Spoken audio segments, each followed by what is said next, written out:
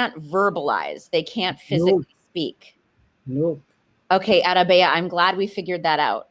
Wow. Wow, it's almost 1 second. Go.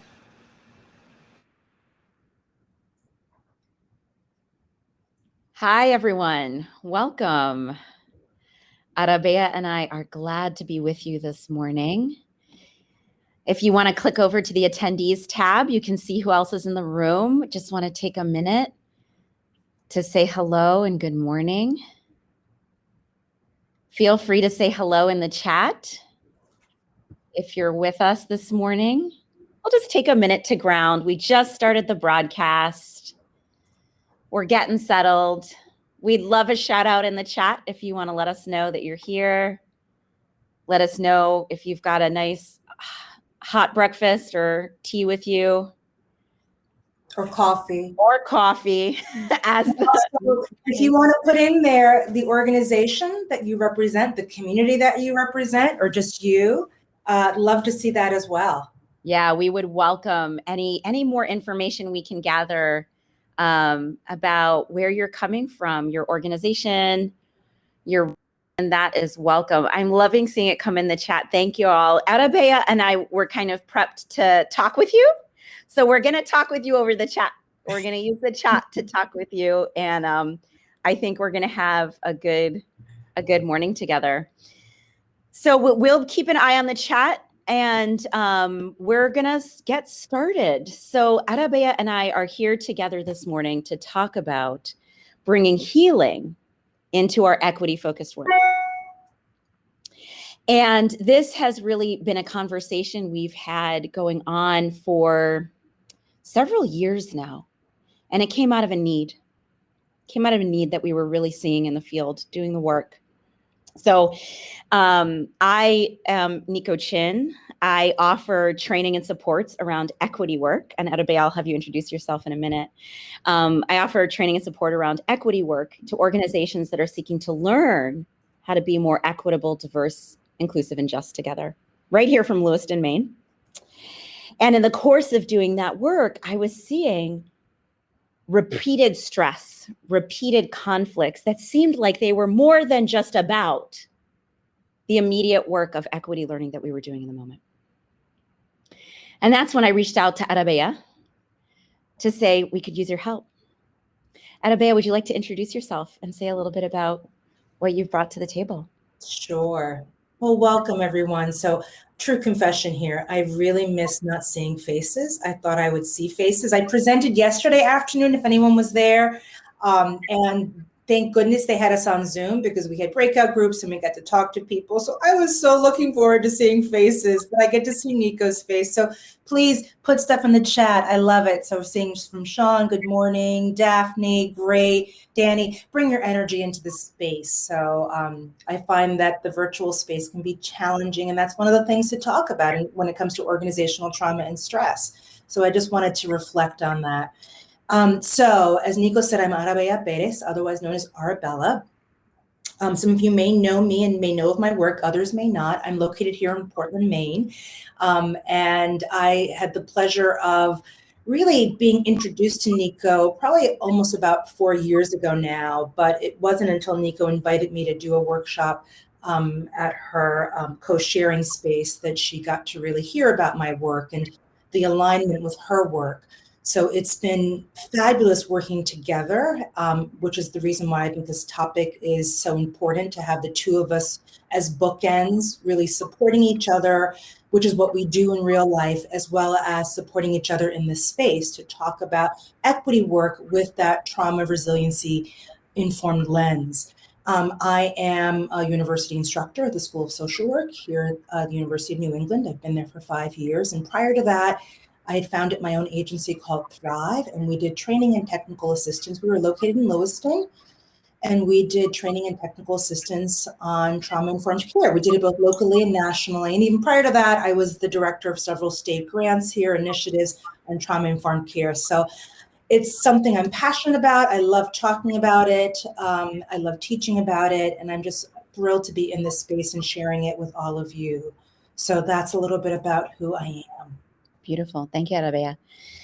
So while we're getting started, thank you for all the good mornings and shout outs. And it was really helpful to see the organizations that we have in the room. Thank you for your sharing. And it's okay if you don't want to share. No pressure to, but thank you for those that stepped in.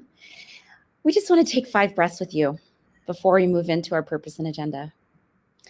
I don't know about you, but I've already taken 2 kiddos to a park and driven around Lewiston this morning. You may have also just be waking up for just grounding. And so we welcome us to take 5 breaths at your own pace.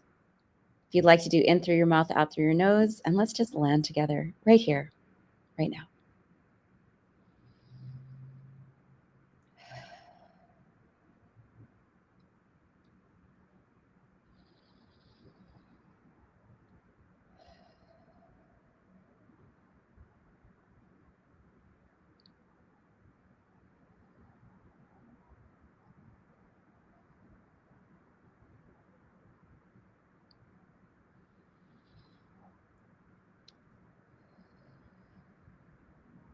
And that last breath, you want to do a deep in and out.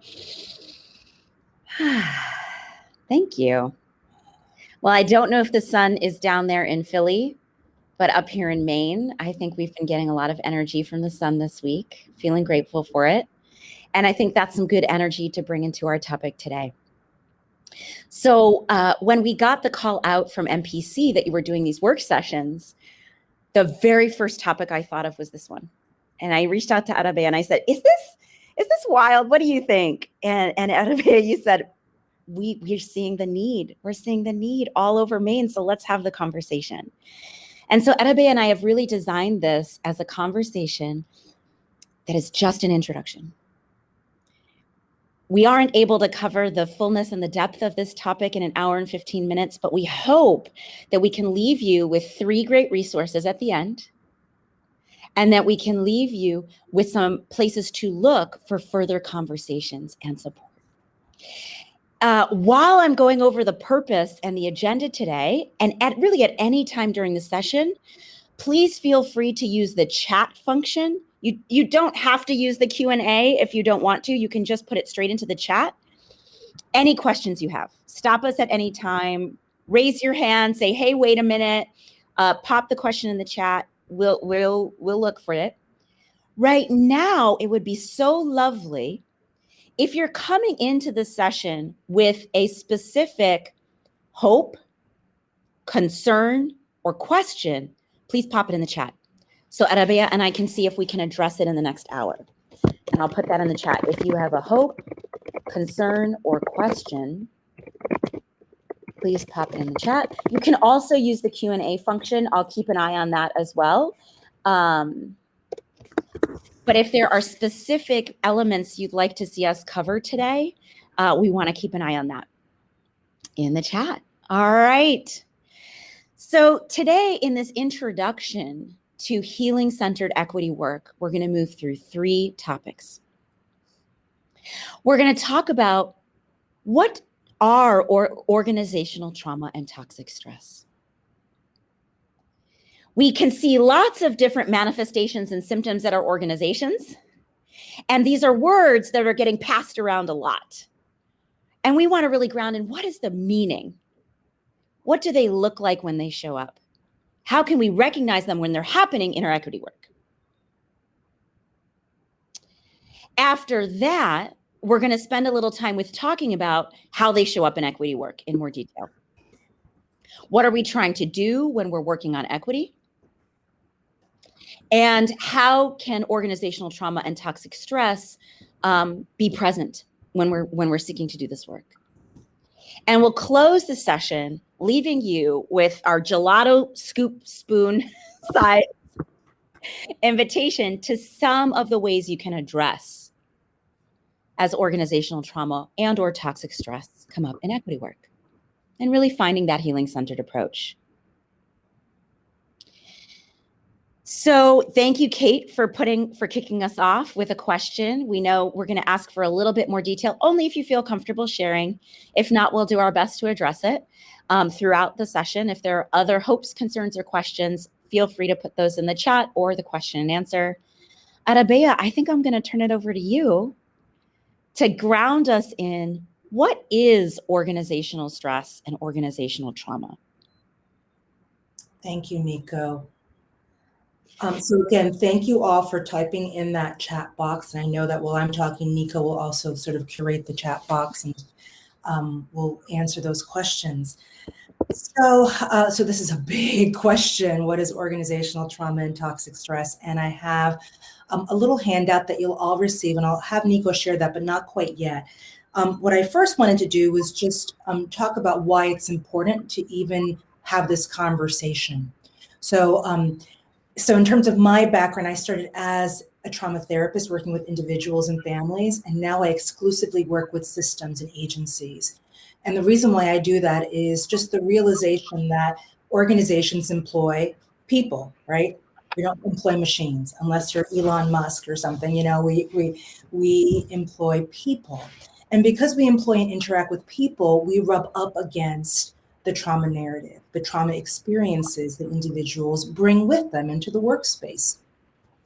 Especially if you're in a workspace where, you're valuing lived experience. You want to hear the voices of individuals that have had experiences in systems that haven't always been positive and helpful. So we really want to acknowledge that we come with that narrative. And because we come with that narrative, our narratives also can influence the way an organization forms. So I think about when I was an executive director, leadership sets culture. So my own narrative would show up in those spaces. It was really important for me to understand my own narrative and how that would impact people around me. So what does that mean in terms of an organization? So in addition to the individual's trauma and toxic stress, the organization also experiences trauma and toxic stress. And one of the things I want to make really clear is that stress is stress. And on a continuum, we have what's called good stress, eustress, positive stress, all the way to what is bad stress, which is toxic. And stress actually leads to resiliency. So a resilient organization can withstand those stressors and really identify and cultivate new learning skills. So there's studies that show that when you are faced with a stressful event, and the pandemic's an example of that, and you manage to find skills to manage it, you build up your resiliency. You become more resilient. So we know that stress is important. So I'm not here to say I'm going to take your stress away and never give you stress. In fact, what I say to organizations is identify those skills that can make you a more resilient organization. And the way you do that is by identifying what does organizational trauma and stress look like for you in your organization. So what I'm going to do is I'm going to ask Nico to share this little one pager that she's going to send out to all of you. And I'm just going to go over it quickly, and it's just an opportunity to ground us. And then I want to ask you all for some examples that you're aware of when it comes to organizational trauma and stress. So in terms of what it can look like, we have, and I see that. Thank you for putting it in the chat box there, Nico. And is that okay? It's fine, but if you can also share it. So can you share the screen? Oh, yeah, of course. Yeah, that's what I meant. Yeah, okay, thank you. So she took me literally and shared it with you all. I took you literally. I got you right here. Thank you. Yeah. Okay. So when we talk about trauma, there's the acute, there's the sort of the single experience of a traumatic event. So what that would look like is, and of course I need my glasses. I don't know about you all, but I'm so accustomed to Zoom. I said to Nico and Claudette that I'm not ready to learn anything new. Thank you. There you go. Okay, is that better? Okay. Yeah. So when you think about that single event, I know for many organizations, you can think about the event being that of a natural disaster that's damaged your office, destroyed your files, displaced you. I did a lot of work with Puerto Rico and New Orleans during Katrina. So that is a prime example of a single acute catastrophic event. Then there's embezzlement. There's the tragic death of a colleague, even that of a client as well. During the Me Too movement, we had many instances showing up even here in Maine. So recognizing that is also a catastrophic event. And Sean, I see you type something here. My organization had a traumatic event that lived on with those that were there and experienced it for years. But interestingly enough, it lived on with people who came to the office several years later. Thank you, Sean. Absolutely. Because one of the things that I'm going to be talking about is, in the trauma world, we call it epigenetics, where it's in our DNA. And organizations also have DNA. So I've worked with organizations where they've had complete turnover, and yet there's folks that I'm working with that say to me, I feel like there's ghosts here. Like I'm hearing these rumblings or I'm feeling this energy and no one can actually put their finger on it. So Sean, to your point, absolutely. So often organizations think that just by maybe getting rid of the issue or changing staff over completely, that that's going to somehow solve the trauma. All it's done is it's buried it, and it will resurface in all sorts of ways that I'll be talking about. So you have single acute, you have ongoing wounding, which is what Nico's work sort of centers around, which is the racism and oppression. You have the redemptive nature of the work that we do. So depending on what you're doing, you know, if I'm working with a domestic violence coalition or a shelter, you know, changing society, ending violence, that can feel overwhelming and can be demoralizing. I think about right now during the pandemic and healthcare workers, again, the redemptive nature of their work. Then there's the empathic nature of the work, vicarious trauma. So if we open our hearts to the pain of our community, we will be impacted. We call it soul strain, Dr. Charles Figley, soul strain. It's the strain on our souls. And then going down the symptoms. So what does it look like in an organization? So to Sean's point, if I were to walk into an organization that Sean just described, even though I don't know the trauma narrative, I might notice, wow, there's some closed boundaries here. There's a lot of us versus them language.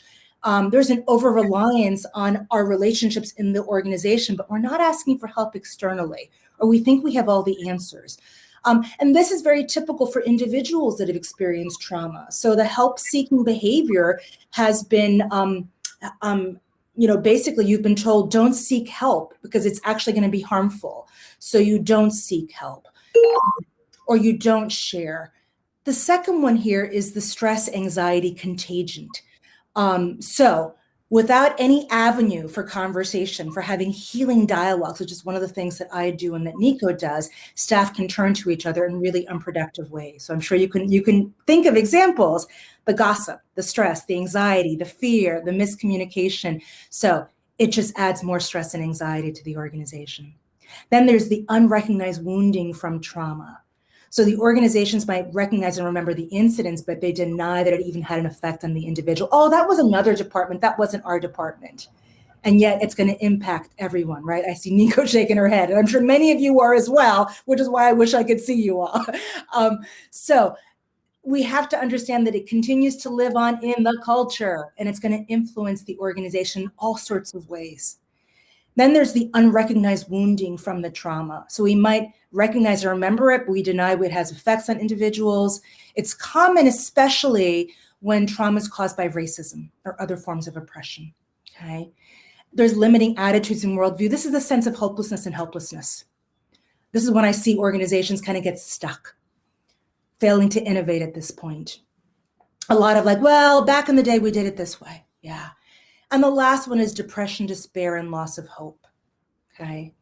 And then lastly is how to build resiliency. So how would you build resiliency in the organization? So you'd want to recognize and acknowledge trauma. The trauma happened. And even if I'm a brand new ED, I'm just gonna acknowledge, I understand there was trauma that happened years ago.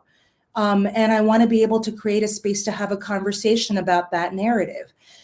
So acknowledging it.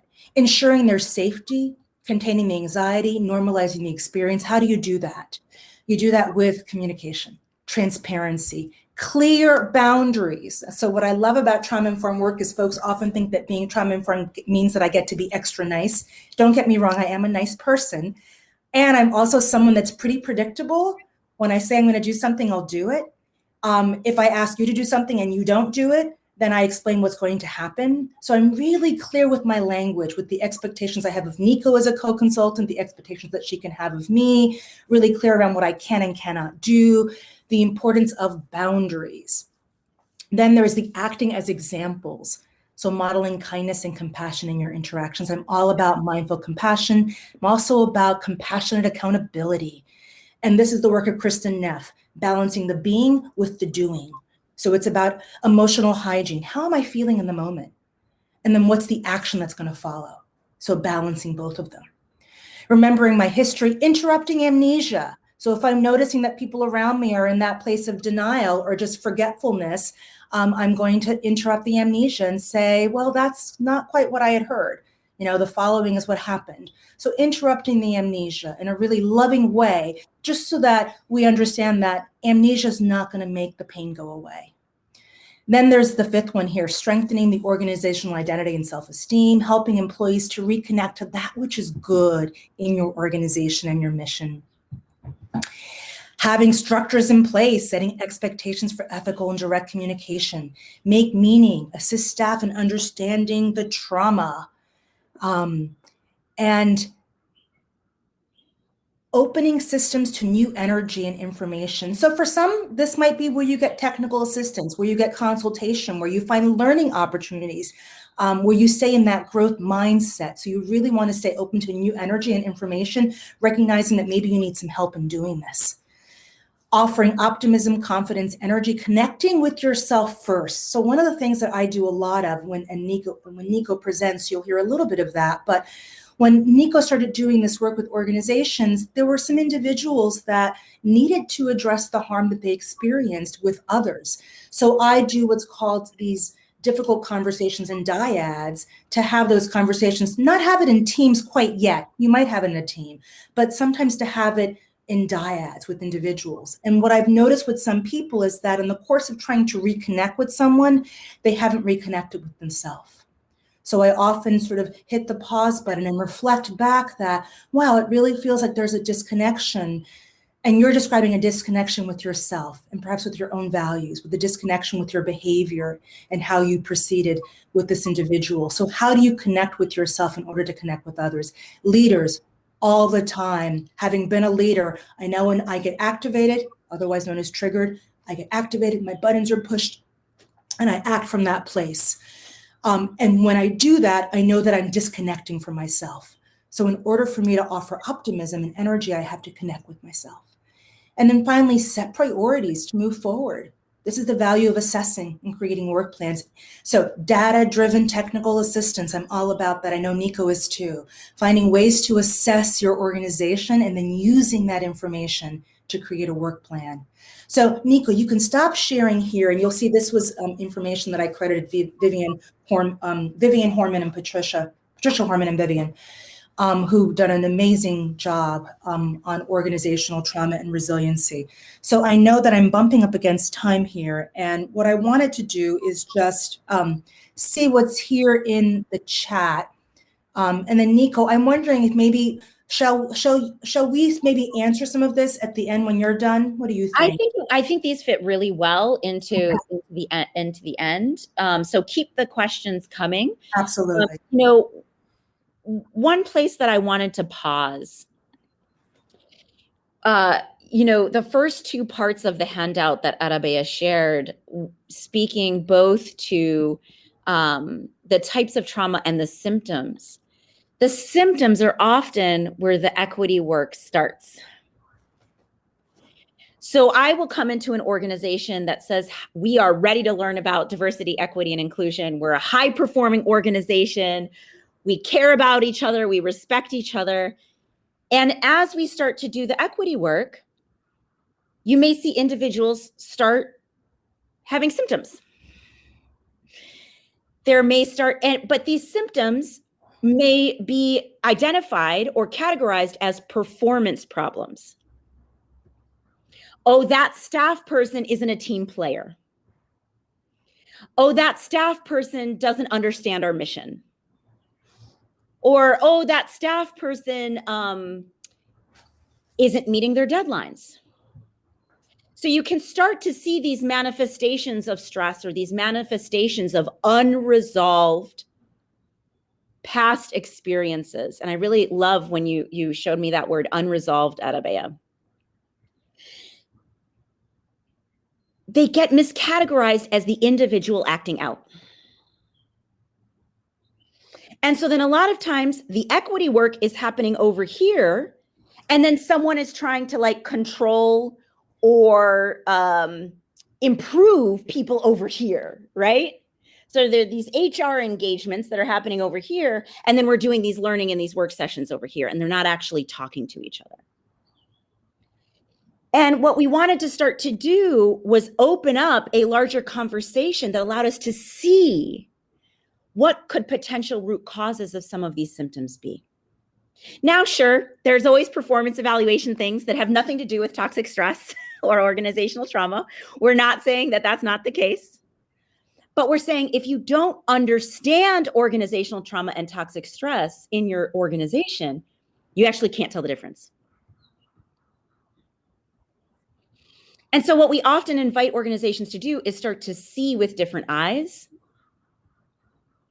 And instead of choosing to act with punishment, correction, or improvement, add choice, healing, and restoration to their toolkit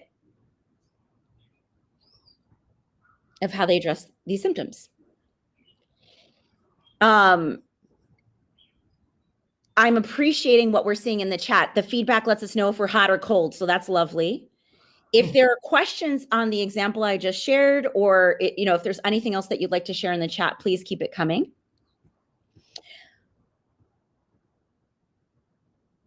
What I want to do is get underneath the example I just gave. So when we're working in an organization to find equity, what are we really trying to do? And why does equity activate our patterns or habits of toxic stress and organizational trauma? So some equity projects will invite us to go straight to action. We'll say, we want racial justice and we want racial justice now. And I understand that. Or we want equity, we want diversity, we want those diverse board members or those diverse staff people. Let's just do it. And so we move to action without time for reflection, relationship, and connection. And in moving that to that action, we replicate either oppressive dynamics of society or some of the habits of organizational trauma and toxic stress that are floating in our culture. But because we haven't seen those dynamics, because we haven't seen those habits, we just think, oh, the equity project failed. The facilitator wasn't good. We weren't ready. This didn't go right. Now, sure, there are poorly designed projects. Don't get me wrong. And a lot of projects can be undermined by a design that moves to action without grounding in relationship, connection, and reflection. And so we wanted to present to you a model of equity work. This is just one version of a model. There are other great models out there, but we wanted to show you one version of equity work that we think starts to center healing. And it starts to make opportunities for healing by adding in more of that reflection and connection. So I'm going to share my screen here, and I'm going to give you a link to all of these slides. So you'll keep them, but I'll share my screen. So give me one sec. There we go. So an equity project or a racial justice project that allows more space for the opportunity for the resiliency building that Arabea just shared. One model of this is to think of yourself as inviting individual members of your team into an adult learning cycle. It's not a linear path with a start and a finish, and then we're done in 18 months. As many of you who I've gotten the chance to know over the years on here know well. But this cycle allows an individual in the organization to move through awareness, what is happening, analysis, why, action, let's do something, and then accountability. What happened? What was the impact? And where do we need to bring the awareness now? We'll give you a handout that gives you a deeper explanation of this model. So we're not going to go into all of that today. But in this model, you can already see there are opportunities for choice at every stage. So in the first stage of awareness, we can step back and we say, could that high staff turnover in the organization be about something more than just people aren't cut out for this work? At analysis, we can stop and ask ourselves, do we have top-down, overly punitive management structure tied to that unresolved past experience? When we build into action, when we have it coupled with accountability, we're constantly looking at the impact, right? So we're not just putting things out in the world, but there's that feedback loop that allows us to adjust along the way. So we think doing equity work in this way really allows us to lean into choice. And that choice opens up the opportunity for resiliency that Arabea was just speaking to. Folks will often say to me, but Nico, that slows us down. We don't want to slow down. They're like, okay, that's fair. That's fair. And what I say is, in an oppressive society, we're hooked on action. We're hooked on action. And the reflection is too painful to tolerate. If reflection is too painful to tolerate, we can't actually learn and transform and grow. And so get an action that will get a result different than the oppressive society, we have to be able to tolerate the ability to reflect. The next pushback I'll get is, the breathing isn't for me, Nico. Or I don't want to do the yoga, or I don't want to, or that and I'm like, that version of, there's some better version of you that breathes every day and reflecting, and you're so aware and awake. That is just another version of the oppressive society trying to sell something back to you. What Arabea and I invite folks into in that nice list of building resiliency is, it's not going to look like you're walking in a field of daisies.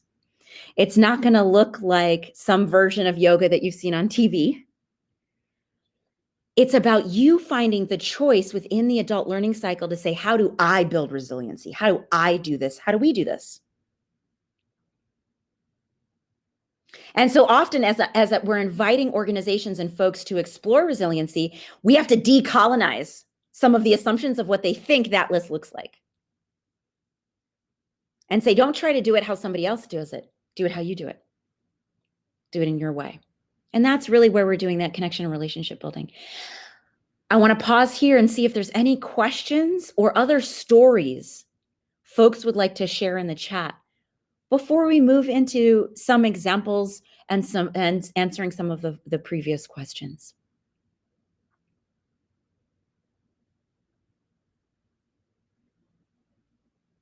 Just taking a beat on it.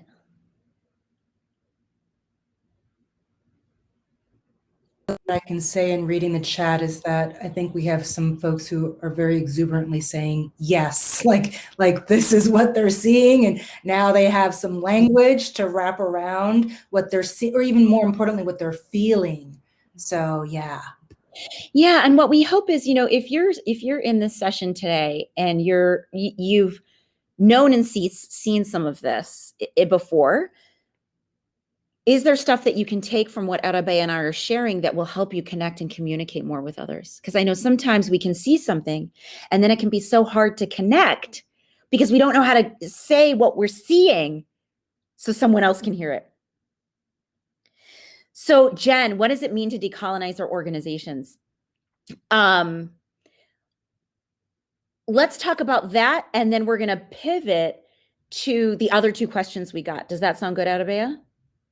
Okay. So I'm going to say it in a simple way. My family's from India, and so the word colonize for me means a lot. That's a word that I grew up with thinking a lot about, but it's not one that everyone thinks about. So you can open it and expand it to a simple idea that over centuries and generations, as human beings have sought power and control, we have organized society around rules, resources, stories, and people. And in many ways, in our economy, in our nonprofits, in our healthcare sector, in our schools, those rules, resources, stories, and people have been organized to oppress, exploit, or marginalize different groups of people, different sexual orientations, classes, genders, races, and other identities, abilities, citizenship, religions. When we're decolonizing an organization, we are taking the time, using the adult learning cycle to become aware and analyze how the rules, resources, stories, and people of that organization are implicitly or explicitly organized to replicate that oppression or colonization. And so when we're decolonizing an organization, we're actually physically using that awareness and analysis to say, what can we shift about the rules, resources, stories, and people of this organization to get a different outcome, to get a more equitable outcome, to get a more just outcome? And in the course of doing that, we have to address toxic stress. We have to shift the habits of organizational trauma that have embedded within our culture. So Arabea, I want to turn it over to you. I'm curious if we can throw back the question of how do we create space for this work with community members that may not understand this type of work and its importance. So a lot of the language that you and I are using today is often familiar to people that have a certain education level or read certain books or watch certain podcasts. And we know we don't want to keep this work just to a privileged class. And in your experience, how do we make this more available to people who may not have been exposed to this type of work before for lots of different reasons? Thank you. And thank you, Jennifer, for that question.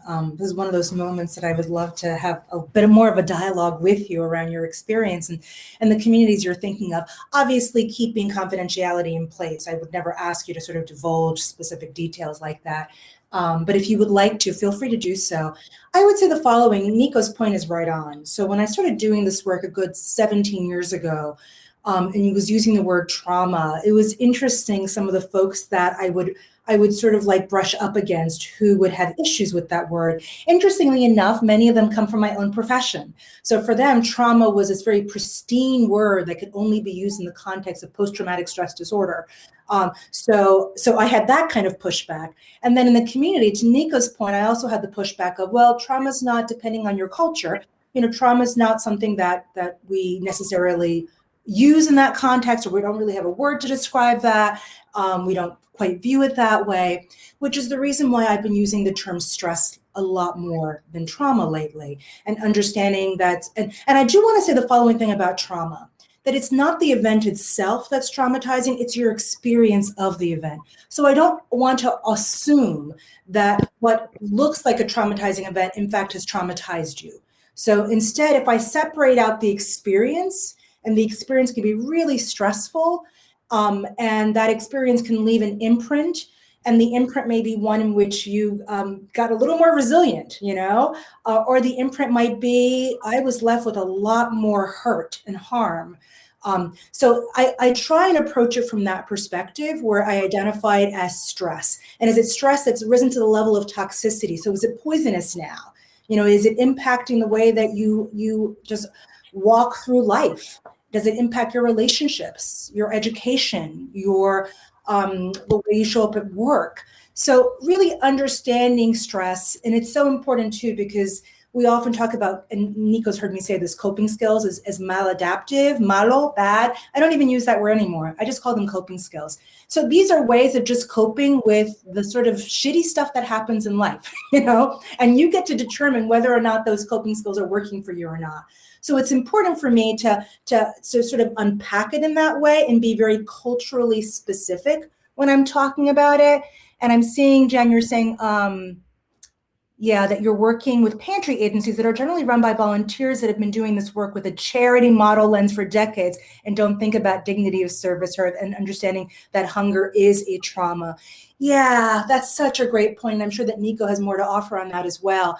I mean, I will end on this note here, is that language, So I always look to see who's the community that I'm speaking to and what language is going to resonate most with them. And it may not be the word trauma with a capital T. It might be more around toxic stress. Or to this example, Jen, it might be more about racism and oppression and poverty. And I'll let Nico address that. And the last thing I want to say, Sandra Bloom, Dr. Sandra Bloom, she's one of my gurus, and she wrote a wonderful 7-pager on societal trauma and its threat to democracy and what happens when we don't address the societal trauma that we have experienced for centuries. And there are some audiences that also relate to that, and there's others that don't. So I think what I would want to leave you with is know your audience and then figure out the language that's going to work best and titrate it. So I'm not going to come at them full force with that trauma with a capital T. I'm going to titrate it. I'm going to focus probably more on that toxic stress and on the individual's experience of it so that I can connect my humanity to your humanity. And then from there, I can unpack the historical piece because we have a moment of reckoning. And it's clear that there's some states that are passing legislation that's preventing us from speaking about history. So I want to bring it to the personal and then take it into the historical. So Nico, what would you like to add to that? Yeah, when I'm trying to really make all of these concepts accessible to people, it's like the fancy words don't make me feel any fancier. It's like let's make this something that we can all come to. One piece that I've learned with Arabeya is really talking about choice. And choice is often an entry point that people can come to see and really know and feel in their body the difference between when we have a choice and when we don't. I work with direct service providers. And so helping them think about where are the ways in which we treat the people seeking services as if they don't have a choice, or they do. And as we seek the oxygen to have choices, sometimes that can feel scary. And so one of the next ways that then when we're working with choice is we talk about feeling families as a way to enter into what are some of the symptoms coming up. So we talk about our feelings. We could actually choose in key moments to not repress them. And similar to Arabeya, I say coping mechanisms, coping skills are our friends. We don't have to throw them away. We just have to treat them with choice. And so we give people the choice to hear, when you're angry, is there a violation? When you're sad, what is the loss? When you're happy, what is the gift? And when you're fearful, what is the threat? And we start to try to expand the choice to hear these messengers and be curious about them, if people would like, right? And another way that we try to make this more accessible to people is start to talk about power. And we talk about power as the ability to act.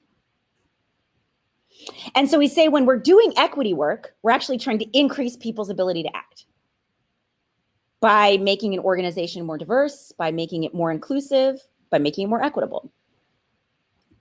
And that framework of how are we increasing people's choices and ability to act, it brings equity, inclusion, diversity right here in the day-to-day. And so I can sit with someone who is working in a food pantry. I can sit with someone who's tilling a garden. I can sit with someone who's serving in a hospital and say, where are the places that you can increase the number of people or the types of people who have the ability to act? How can you increase a person's feeling of their ability to act? And how can you increase the outcomes being equitable for who is able to act? So those are taking some concepts about power and institutional racism and bringing them into, can we see this in our day-to-day? And it's really the skills of resiliency and choice that Arabeya offered that makes it safe for someone to take the risk of seeing choice. When we stop treating ourselves like robots, we can hear the messengers of, Nico, you're a woman of color. It's not safe to do that. Or you're a mom. There's a threat there. Or there's a violation that you're really angry about. And we can honor the violations and the threats and the losses as we build on the hope of equity instead of suppressing them. Yeah. We'll keep an eye out for more questions and stories in the chat. I'd like to throw another question to you, Arabea, if you're okay with it, unless you wanted to add something I else. want to just add something and then throw the question at me because Jen Jones brought Brene Brown into the space, and I appreciate that. Power with instead of power over. I'm a huge fan of Brene Brown, especially with her courage to lead. And the work she's doing on vulnerability and shame theory. And Nico, as you were speaking, I began to feel that. And I had a session yesterday with a client organization where I talked about Brene Brown and vulnerability. And it really, along with the safety and choice that Nico's describing, it does require that we be vulnerable. So I think to myself as an executive director, when were times that I couldn't be vulnerable for a variety of reasons. I just couldn't show up. And perhaps part of it had to do with my own narrative, being, a Puerto Rican Cuban woman, growing up in poverty and sort of feeling like I'm constantly trying to like prove my point and have, imposter syndrome. So being vulnerable meant asking for help. And I just wasn't in a position to do that. So that might show up in ways that wasn't always helpful for me. But what Brene Brown says about vulnerability is when you don't tap into your vulnerability, there's some reasons. One of it is the perfection. There's 3 reasons, but one of them is perfection. I'm caught on the perfection trap, which Nico often talks about in terms of white supremacy. And my own story. Both. Your own story. So I'm stuck in the perfection trap. All right. For those of us that have been socialized here in the US, perfection trap. I'm sure many of you here are type A personalities, perfection trap. So that's one of the reasons, and then there's 2 other reasons, that really tie into the fight and flight. So it's the numbing. I'm just numb to all of it, which is why this topic is so important. And I would ask us all to just notice those moments when we're getting numb to it, because you don't get to selectively numb. I don't get to numb out this part of my life and still experience joy. So I have to realize that if I'm numbing something, I'm going to numb everything in my life. So I want to avoid doing that. So I just wanted to thank you, Jennifer, for bringing Brene into the group. And I would say, please, if you haven't, read up on her work, because this really speaks to vulnerability. All right. And we know a lot of folks in the attendee list today have great resources to share. Please put them in the chat. If there's a resource you want to add and share with the circle today, we welcome the expertise and experience that's here in the circle. So, Arabea, we have a question, and I'm going to get back to the very first question that was asked. We are going to go back to the question of how to address this with alums versus students. Before we do, I wanted to address a really personal question that I know has come up in my work a lot, which is trauma is considered taboo in some communities and not something to be talked about or addressed. How do you tackle and start community education when the community as a whole doesn't want to? And I know, I can speak to this from my own experience. I come from 2 immigrant lineages, one white and one non-white, both where I was raised to say, we don't talk about those things. It is bad to talk about these things. It is shameful to talk about these things. And it was not just one person, it was a whole community of people reinforcing that message as I was growing up. And I'd love to hear your thoughts, Arabea. Yeah. So here's the thing, and this might even tie into the question that Kate was asking as well. I would talk about resiliency. I really would focus on resiliency. I think that is a wonderful door that I would open. So if I don't get to open the front door, which is trauma, then maybe I'm going to open the back door. Maybe I'm going to open a window. And that's going to be introducing the concept of resiliency. And for me, that is so culturally relevant to talk about resiliency. I got to work with a wonderful psychologist. We helped to author a toolkit on trauma-informed care and primary care. And she shared this wonderful screening tool. She works in somewhere in Oregon with the tribes, and they helped to create a tool. And one of the tools was really around, do you feel that the history of your ancestors, you still carry it with you? And does that history help you?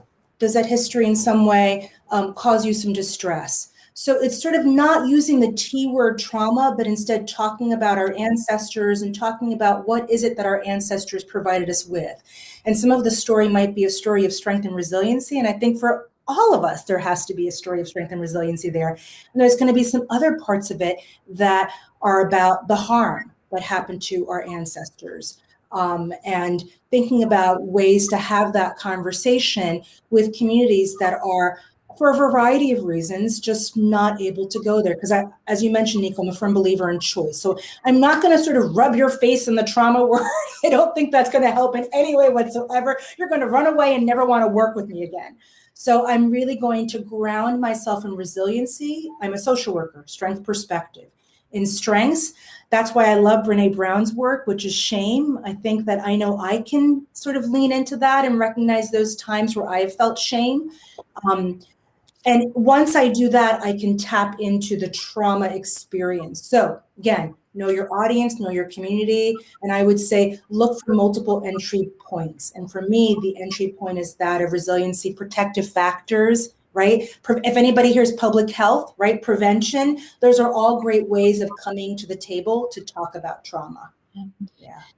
Yeah, and we welcome other stories and ideas in the chat on this, because I don't, Atabey and I never think that we've got the answer, but we're always happy to share an answer from our lived experience. Atabey, one of the reasons that I like to start with that strengths-based approach is when I'm working with a community that is constantly being given messages that they are less than, that they can be exploited, that they should be marginalized. I don't necessarily always want to start from the place of, so where do you feel weakest? I'm just saying what you said a different way. Yeah. And so what I like to do is this really caring, generative of engagement of let's really find that home space of strength. And then let's make a choice when we feel that home space of strength to look at the vulnerability, and again, I'm happy to share an experience from my own lived experience. Growing up for a long time, my father wasn't able to talk about there's racism in the US because the US saved his life. It's like, we're not going to talk about that. Once I got to college and he saw I was safe, I was good. It was okay. He could open up that conversation. It took years. It was okay. And that's another piece of this work, Atabey, that you and I really lean into together that I'd love to invite more folks to lean into, is we have this relationship to time that comes from an oppressive society that says this thing needs to happen today. This thing needs to happen now. And in the light side of that comes from a deep desire for justice. Yes, we want the hurt to stop. Yes. And a dark side of it comes from an oppressive society that says, if I want something, it should happen right now. And if it's not happening right now, it's because there's something wrong with the person. And in a lot of the work you and I do at Atabey, there's a thing we want that's not ready to happen. And we have to help people have a relationship to time that allows for emergence. Shout out to Adrienne Marie Brown's book, Emergent Strategy, that allows for emergence to happen while we have accountability to outcomes and ending harm.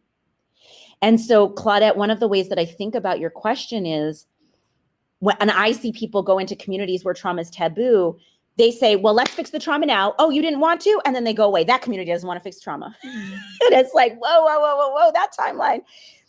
We say that these communities don't want something, or we say they can't do something because we're judging them on a timeline that is oppressive and largely arbitrary. And so when we allow for emergence, individuals, organizations, and communities can surprise the bananas out of us. But that means that we have to have humility and step back into awareness and analysis before just saying we know the right action and we're going to do it. I'm going to stop there. And we've got one more question, Atabey. I hope y'all are okay and still with us. It's cool if we're slowing down in the comments, but please do let us know in our last few minutes if there's anything you'd like to share or you'd like us to touch on. I think this will be, unless we see anything else, Atabey, this will be our last question, and then we'll move to close. And Nico, I just want to say thank you. I love that there's some resources being posted. So again, you have some expertise, you have some information you'd like to share with your peers and with us. Please do keep posting it. Yeah. So Atabey, coming back to the first question that we saw at the top, how can we best address past trauma working with people who have graduated from a program versus current trauma with students. So when we have students with us in the organization, we can address the work with them in person. But if they've already left the program and they've graduated, it's harder to facilitate an online distant process, but we still want to support them. Yeah. And the work can be harder in that way. Do you have any recommendations for doing this with multiple generations who are not physically present? Yeah. You know, that's a great question. And Kate, this is one of those opportunities where, again, I too would love to have a one-on-one with you to hear a little more. And again, all of you are welcome to email us. You will get our email information. So if you feel like that's not exactly what I was asking, please email, and I can add more. So in terms of that question, I in turn have a few questions too, in terms of what the role is for those alums, and, are they still in some capacity supporting your organization? And that's part of the reason why you're wanting to make sure that this is being addressed with them. So there's ways to certainly do this. I know that, totally what I'm asking. Thank you, Kate. So I know that one of the things that I'm a huge proponent of is, providing some opportunities, and I feel like this segues into what we were just saying, providing some opportunities for education. So if there's some educational opportunities that you can provide to alums without, again, using the T word to sort of get folks to be like, hey, we're offering this free workshop or this book club or this like lunch and learn opportunity where you can come in and hear about ways to foster resiliency. During this pandemic and after the murder of George Floyd, I can't speak for Nico, but I know that every consultant, including myself, have been wicked busy. And many clients that I was working with prior to the pandemic and George Floyd's death pivoted and asked that to really focus on the DEI work. And it was the Band-Aid being ripped off. So Kate, to your point, it's really interesting because I have noticed that in the past year, the Band-Aid is being ripped off. And as it's being ripped off, individuals are just energetically just vibrating, Resmaa Menakem talks about sort of like race is this energy. It's this vibrational energy. And if we don't create a container to withstand that energy, we all burn up. So figuring out how organizations can create spaces to have these conversations, both with individuals currently in as well as outside, i.e. community members, or to your case, Kate, alums, I would say that we're still figuring that out. One of the ways I would certainly encourage, educational opportunities, having conversations that are centered in themes that could be less activating.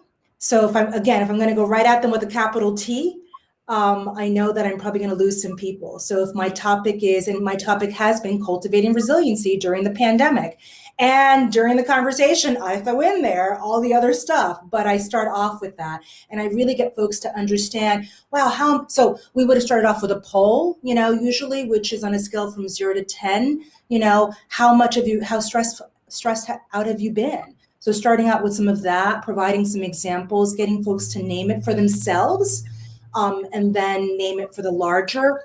Again, I just think it's so important to be doing that individual work. But again, it's sort of challenged by choice.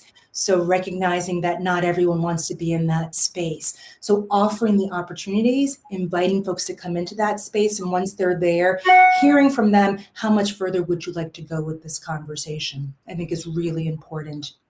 And then if there's some healing work to be done. So, and okay, I'm not saying this is your situation, but I have worked with schools where there was some harm that was done. So how do they do some restorative practices around addressing that harm? So there may be something that does need to be addressed, and there needs to be a structure in place to address it. So it all depends on what that trauma is and how you want to approach it.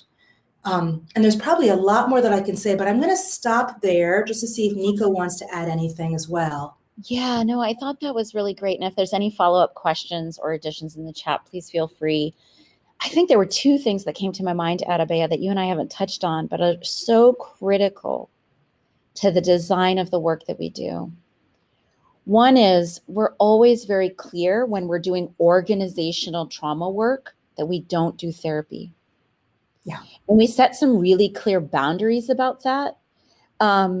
If folks are interested, you can contact us to learn the details of that. But it really comes with years of practice of understanding and noticing when someone needs deeper support and helping them get that deeper support in an appropriate way. So we set in that container setting in that vibrational container setting at Abea, we want people to get healing and support. And when they need it at that deeper, more individual level, we want them to be getting it in a therapeutic setting that is set up for their success. And that's really one of the reasons I first reached out to you, Abea, was because I was getting into conversations that I knew I did not have the skills for, and I did not want to replicate harm. And as consultants or as nonprofit leaders or as technical assistance providers, we are told, don't show the things you don't know.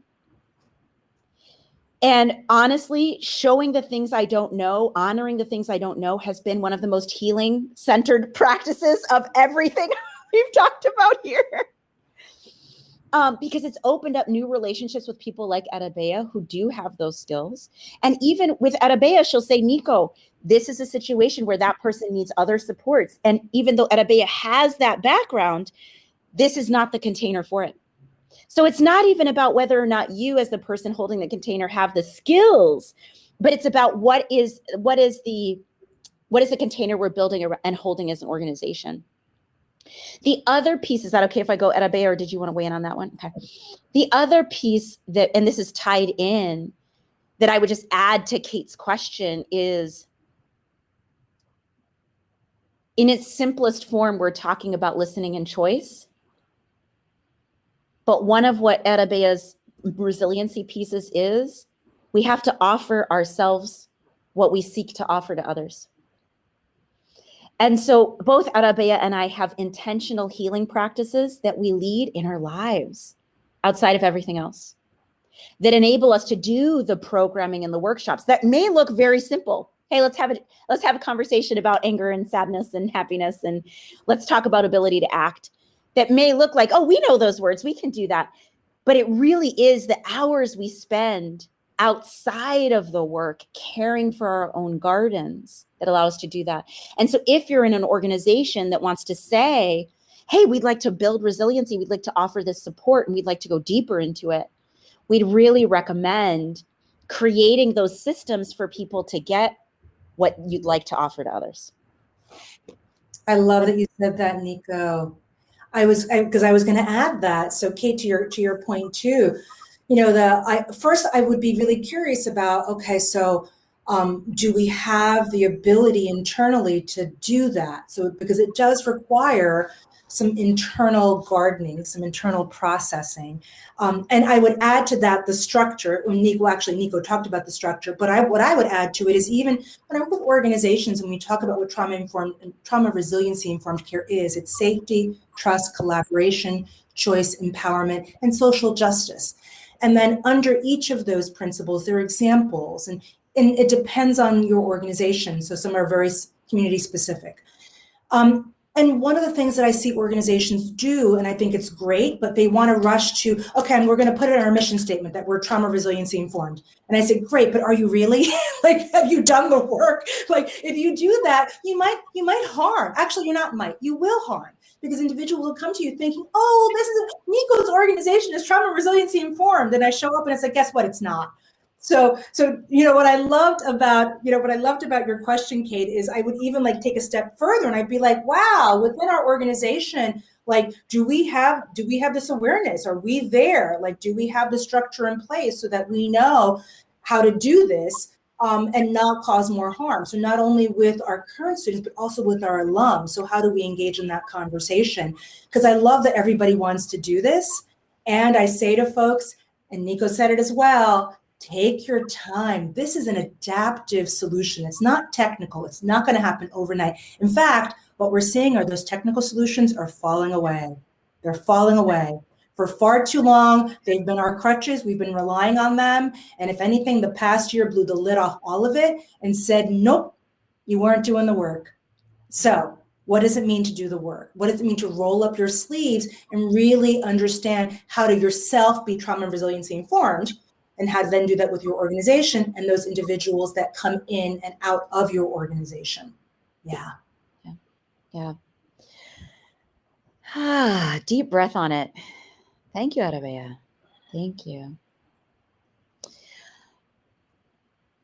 Well, I think we're going to start to move to close. It's almost time. Air high five to our moderator, Claudette, for grounding us and catching us and helping us start off. In the chat just now, I put another link to those slides. You can save that link. It will have our contact information in it, as well as all of the links that we wanted to share with you, both for adult learning, for that holistic approach to organizational change, and addressing organizational trauma and toxic stress. You all were an unexpected pleasure this morning. The kindness, the generosity in the chat. I want you to know we felt it. I was vibing. Thank you. Yeah.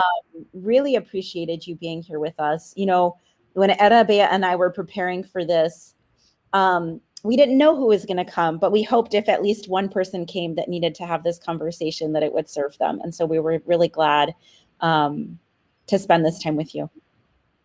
Yeah, I'll breathe us out. But Arabea, anything you want to say before I breathe us out? Oh, all of it. I think the last thing I would say, and I say this to everyone, is that we have precious DNA. We all have precious DNA. We really do, right? We have precious DNA. We have survived centuries and centuries and centuries. We are standing here. We are here doing the work. Keep doing the work. So keep tending to your gardens and your precious DNA. So thank you. Yeah. Well, if anyone wants to stay with us, I'm just going to invite us to take 5 breaths of gratitude for showing up, for being here, for how we brought focus and attention to each other in this moment. And in the next 5 breaths, we'll just share some heart gratitude to everyone in this circle.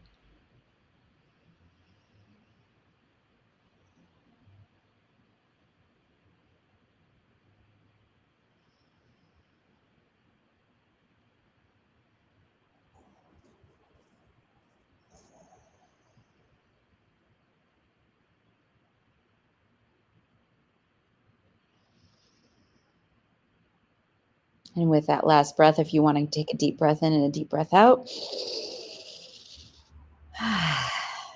we wish you well on your morning. Take care. Take care, everybody. Take care of yourselves.